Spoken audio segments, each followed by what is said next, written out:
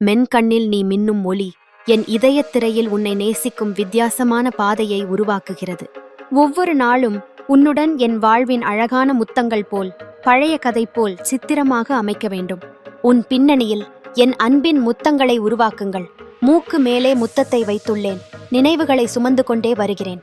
உன்னிடம் உறுதியாக இருக்க வேண்டும். உனக்காக ஒவ்வொரு நொடியும் என் வாழ்வில் உன் வழியை சரி செய்ய வேண்டும். உன் கைகளை பிடித்து ஏக்கத்தால் மூட்டிக்கொள்ள வேண்டும்.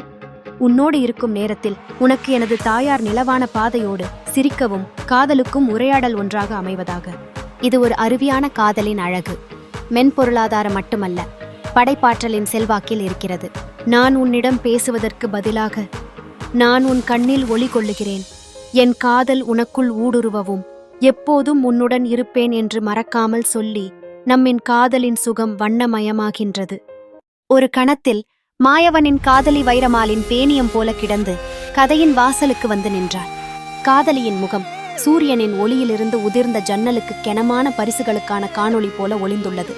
விசித்திரமான கதை ஒரு கணத்தில் தொடங்குகிறது. படத்தில் எளிமை, ஆனால் சம்பவங்களில் கடுமையான சிக்கல்கள் ஒரு நிழலை உருவாக்குகின்றன. அங்கு மாயவனின் ஆதரவு காதலியின் கொழும்பு குறித்து சுமந்து மிதக்கும் சூழ்நிலையை உண்டாக்குகிறது. ஒரே மணிக்கு காதலியின் முகத்தில் ஒரு புயல் அடித்துக் கொண்டது.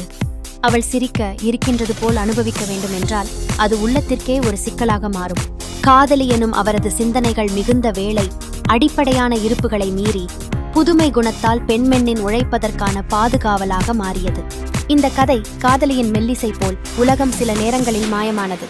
காதலியின் பாதையில் மாயவனும் மனிதனாக வெளிப்படுத்தினால் கடைசி வரையில் காதலியின் வலிகள் கதையை ஒரு இளம் செடி போல வளர்த்து தூண்டும்.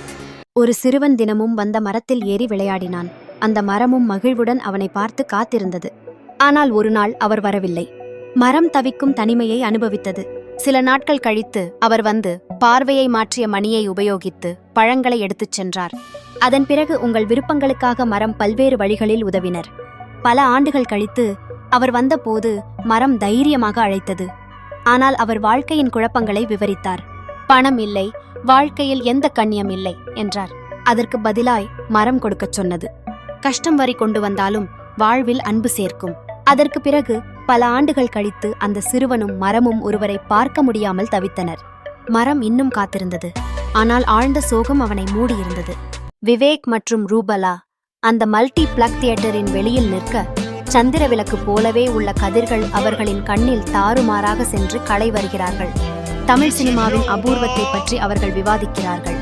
சினிமா படத்திற்கு வித்தியாசமாக மூளை தருவது அவசியம் என்று அறிவூட்டுகின்றார்கள். என்னவெல்லாம் காட்சிகள் என்றார் ரூபலா. அந்த ஹீரோ எப்படி இடையூறு செய்யும் என்றனர் விவேக் சிரிப்பு கொண்டு. அதன் பின் எல்லாம் புரியாது, ஆனால் ஆவேசமாகவே பேசுவான் என்றார் ரூபலா. சினிமாவின் உண்மையை பேசிக்கொண்டே புத்தி சிந்தனையின் மீதான சோதனையை அடைவதற்கான கதை கிளம்புகிறது. நாம் ஒரு உணவகத்தில் செல்கின்றோம் என்றால் சிந்திக்கும் காலப்போக்கில் சாப்பாட்டின் சுவை காணலாம். ஆனால் அந்த சினிமா மேலுள்ள கருத்துக்கள் தனது நிறுத்தங்களை மீறுவதை உணர்த்துகிறது. மழையில் நனைந்த காரை நோக்கி செல்லும் போது விவேக்கின் செல்போன் ஒலிக்கிறது. இதற்குள் கொண்டாட்டத்தின் உச்சிக்கு வருகிறோம். எதிர்பார்ப்பு மற்றும் சந்தோஷம் இப்போது காத்திருக்கின்றன. ஒரு கணவன் தாய்க்காக தனது மனைவியை வீட்டை விட்டு துரத்திய பிறகு வாழ்க்கையில் எது இருந்தாலும் அவனுக்கு எவ்வாறேனும் அவள் மீது உள்ள காதல் சரியான இடத்தால் அதன் அடிப்படையில் அவனது நிலைமை மேலும் கஷ்டமானதாகிறது. அந்த கனவமாகவும் எதிர்காலம் தனக்கே தொலைவாக வந்தது போல ஏற்கனவே பிளவான காரியங்கள் அவரின் மனதில் கண்ணீராக ஒளிந்திருக்கும்.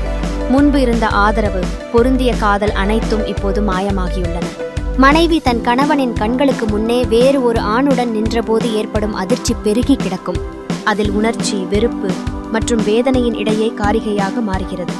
இதில் உள்ள கசக்கெட்ட பார்வைகள், அன்பின் குறைவின் நரம்புகள் உலகில் ஒருவனுக்கு வெறுக்கும் உணர்வுகளை ஏற்படுத்துகின்றன. சில நாட்கள் முன்பு இருந்த உறவு இப்போது ஒரு பேச்சு போல் போதியது. அன்பும் வெறுப்பும் உந்தியலாக மாறும் நிலை வாழ்க்கையின் உண்மையை மீண்டும் காட்டுகிறது.